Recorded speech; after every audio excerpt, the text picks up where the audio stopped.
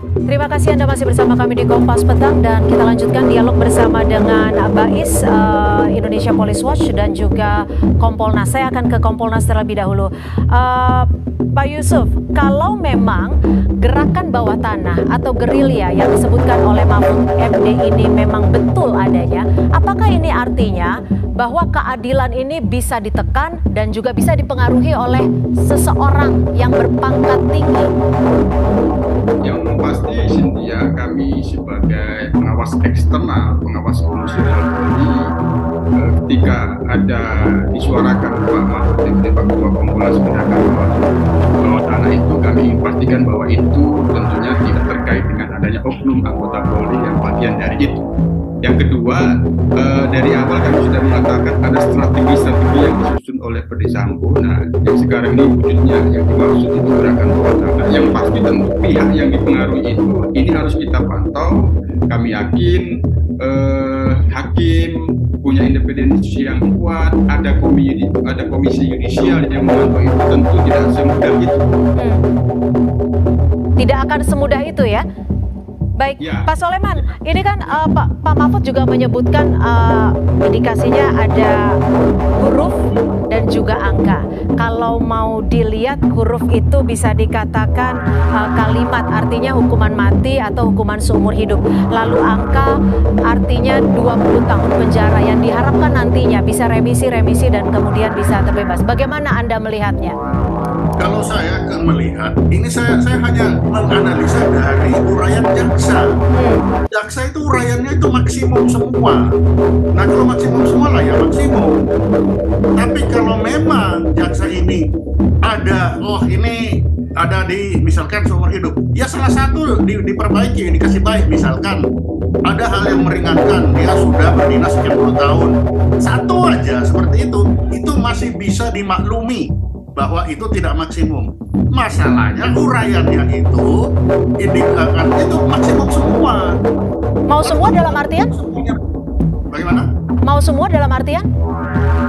Di uraiannya itu kan maksimum. Oke, telah memenuhi maksimum. Itu terpenuhi dan meyakinkan, termasuk apa itu untuk justice itu apa? Justice kolaborator. Justice bukan mengganggu pengadilan itu kan penuhi semua, terpenuhi dan meyakinkan dan tidak ada yang meringankan. Nah, kalau itu kan artinya keputusan tuntutan maksimum karena uraiannya jaksa begitu. Kalau dari awal memang nantinya seumur hidup, misalkan ada satu aja, misalkan hal yang meringankan, beliau sudah berdinas sekian puluh tahun berbakti tanpa cacat, itu sudah cukup. Kalau itu ada, itu kita sudah tidak bisa lagi mengkomplain kenapa kok turun. Komplain ini diturunkan atau dianggap ada indikasi karena jaksa sendiri sejak awal betul-betul semuanya dibuktikan oleh beliau bahwa unsur 340 terpenuhi dan meyakinkan. Artinya sejak awal sebenarnya jaksa sudah all out, sudah memenuhi semua unsur-unsur pasal 340 itu ya, Pak Soleman ya? Betul. Iya. Oke, saya akan ke Pak Teguh. Kalau jaksa sudah all out, menurut Anda apakah tuntutan dari jaksa ini bisa dikatakan ada yang salah seperti itu? Tidak ada yang salah.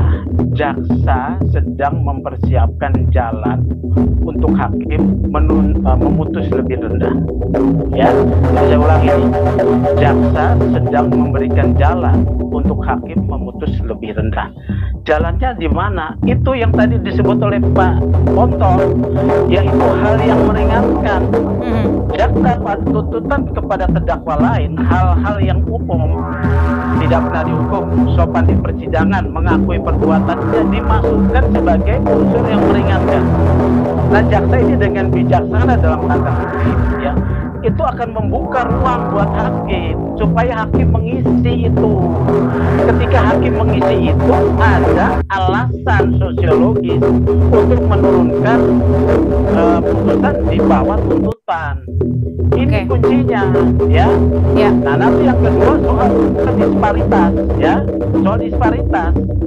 Karena Ibu PC dan juga Ricky Rijal, ya saya garis bawahi Ibu Pece dan Ricky Rijal yang terlibat di dalam pembicaraan soal menembak, ini dituntutnya 8 tahun. Ini pekerjaan yang berat buat hakim dalam konsep disparitas putusan. Ya. Kalau Sambo hukumannya tuntutan hukuman seumur hidup, ini 8 tahun. Hakim harus mendekatkan, ya, mendekatkan.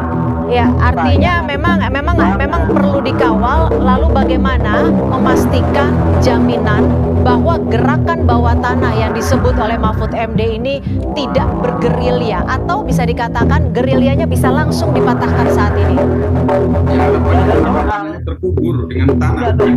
Silakan Pak Yusuf. Ya, harapannya tentu gerakan tanah itu terkubur dengan tanah, tidak bisa hidup, itu. Tentu harapannya seperti itu, tapi bagaimana caranya jika ketika banyak pihak yang ikut bergerilya di situ? Ya, kami Kompas sebagai pengawas putusan terus memantau. Yang perlu kami pastikan tentu gerakan bawah tanah yang dimaksud Pak Ketua itu tidak ada satupun unsur-unsur ataupun anasir-anasir yang itu terkait dengan adanya anggota polri. Tentu ini kan tinggal nunggu bagaimana nanti setelah pledoi putusan hakim. Nah, tentu publik yang harus kita harapkan terus mengawal. Kompas akan terus memantau persoalan ini agar keadilan benar-benar tegak kepada pihak korban. Oke, Pak Sugeng, sebenarnya kalau menurut Anda, seberapa besar sih gerakan bawah tanah ini, ancaman ini bisa begitu mempengaruhi kasus Sambo, khususnya nanti divonis hakim? Tidak ada ancaman, ya. Saya mau ingatkan ini, tidak ada ancaman fisik yang mengarah pada kekerasan, ya. Tetapi pendekatannya adalah lobby, ya. Boleh dong. Ini adalah game, ini adalah permainan, ya. Permainan bahkan menjadi drama. Semua pihak berhak untuk kemudian memperjuangkan kepentingannya masing-masing, termasuk Sambo, kan ini negara hukum. Sambo kemudian setelah diduga jadi terdakwa, dia itu bagaikan manusia yang segelap-gelapnya, itu juga tidak benar, dia jahat, gitu loh, ya. Jadi permainan ini dilihat saja, asal permainan ini tidak melanggar garis demarkasi hukum pidana, suap, ya, intimidasi, ya, menjanjikan sesuatu. Oke. Loh, kalau misalnya ada yang bicara Bapak hakim kasih keadilan untuk Sambo, ya, jangan dihukum mati. Iya. Saya akan ke Pak Soleman. Pak Soleman, kalau disebut oleh Pak Sugeng adalah permainan, lobby-lobby, tapi di sisi lain bukankah hukum itu bicara soal fakta? Ya, betul. Namanya fakta dan lobby kan itu dua hal yang berbeda. Lobby-lobby apa itu kan upaya. Upaya itu hak setiap orang untuk berupaya. Nah, tinggal yang disasarankan ini, yang diangkat kejaksaan, apakah upaya-upaya itu berhasil mempengaruhi kejaksaan? Kan itu aja. Kalau Anda melihatnya peluang keberhasilannya berapa besar? Nah, kalau saya melihat ini ada hasilnya. Ada hasilnya? Kejaksaan sejak awal itu kalau bilang gas penuh, tentunya di akhir kok tidak jadi penuh. Itu kan beliau sendiri, mereka yang menggali, mereka yang memberikan saksi-saksi ahli, semuanya penuh. Sampai terakhir tidak ada yang meringankan. Tapi ke ujungnya seakan-akan ada yang meringankan. Tapi Pak Soleman, Pak Mahfud juga sempat menyebut bahwa menjamin independensi dari kejaksaan. Ya itulah independensi kejaksaan kan di situ. Artinya tidak terjamin kalau Anda melihatnya ternyata berbeda dari all out-nya jaksa, kemudian tuntutannya di bawah harapan menurut Anda? Justru itu. Disitulah kita, kenapa kejaksaan jadi begini. Dari awal betul-betul galak-galak dan kita bangga melihat dengan saksi ahli begitu banyak. Tapi ujungnya seakan-akan yang dia sampaikan itu ada cacatnya. Banyak yang disampaikan dalam uraian itu tidak ada cacatnya. 100% semuanya terpenuhi. Tapi begitu di ujung kok seperti ada cacat. Kan mereka menganulir sendiri data yang mereka buat. Kalau dari awal itu saya bilang, kalau memang dari awal mau ke situ, ya agak ada satulah dikasih hal yang meringankan, misalkan satu saja hal meringankan, itu sudah tidak akan orang pikir kok jadi begitu ya, karena ada yang meringankan. Masalahnya tidak ada hal yang meringankan dan semua dalil yang disampaikan oleh kejaksaan sendiri yang menyatakan terpenuhi. Lalu bagaimana kalau tuntutan tidak terpenuhi? Padahal tuntutan itu kan kan jaksa sendiri yang menuntut, dia membuktikan, lalu dia sendiri. Artinya, saya ke Pak Soleman, artinya apakah ini gerakan bawah tanahnya Anda melihatnya betul-betul berhasil dan akan terus berlanjut sampai ke vonis? Nah, kalau ke vonis, ya lain lagi kan kejaksaan dengan hakim kan hal yang berbeda. Nah, sekarang tergantung hakim, apakah hakim akan ikut dengan jaksa atau hakim punya putusan sendiri, ya mari kita lihat. Tapi yang jelas kalau sudah di hakim itu punya independensi bahwa ada, menurut penilaian hakim itu ada. Tapi kalau jaksa kan tidak. Jaksa itu selalu menuntut berdasarkan dalil yang dia buktikan sendiri. Tapi gini Pak Sugeng, kalau kita melihat soal tuntutan, ini kan sejatinya dilakukan secara arif dan bijaksana dan sudah ada aturannya. Jadi tidak akan semena-mena jaksa menuntut hal yang terlalu berbeda gitu dari poin-poin atau fakta-fakta yang ditemukan di persidangan. Tuntutan hukuman seumur hidup itu menurut saya sudah cukup maksimal ya. Sudah cukup maksimal. Untuk terdakwa lainnya? Maksimal. Nah, disparitasnya itu problem, ya kan? Terdakwa lain itu semestinya kayak PC dan Ricky Rizal, itu kalau Sambo hukuman seumur hidup minimal dia 15 tahun. Ini ada strategi ya, nanti hakim akan masuk kepada soal konsep disparitas putusan sanksi. Dia tidak boleh terlalu jauh karena semuanya terbukti. Kalau PC katakan dihukum 8 tahun, tidak boleh Sambo seumur hidup. Ingat ini ya, ini ada disparitas teorinya.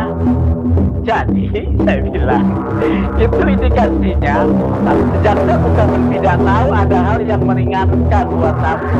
Itu dibuka pintu buat hakim agar diisi sehingga putusannya lebih rendah.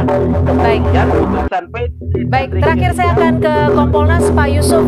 Apa yang akan dilakukan Kompolnas untuk memastikan bahwa independensi dari jalannya persidangan dan keadilan bisa ditegakkan secara utuh dan menyeluruh? Ya, harapannya gerakan bawah tanah yang disebutkan oleh Pak Mahfud, Pak Menko itu benar-benar tidak mewujud mempengaruhi tuntutan.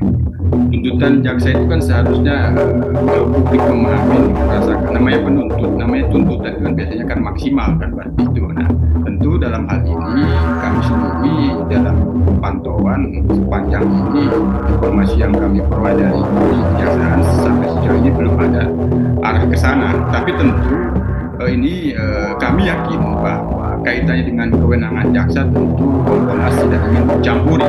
Hanya Komisi Kejaksaan sebagai bagian dari mitra Kompolnas tentu kami akan terus melakukan komunikasi yang pasti bagian dari hal yang perlu dipastikan oleh Kompolnas yang terkait dengan kinerja anggota dan Polri itu ingin kami pastikan bahwa itu tidak ada dalam gerakan bawah tanah itu. Baik, tentunya itu harapan kita bersama bahwa gerakan bawah tanah yang memang disebut-sebut ada ini tidak akan mempengaruhi jalannya persidangan untuk mewujudkan keadilan yang utuh dan menyeluruh dan memberikan rasa keadilan bagi keluarga korban dan juga masyarakat. Terima kasih Bapak-Bapak, kepada mantan Kepala Badan Intelijen Strategis Pak Soleman Ponto, Ketua IPW Pak Sugeng Teguh Santoso, dan juga Kompolnas Pak Yusuf Warsim. Terima kasih sudah bergabung bersama kami di Kompas Petang.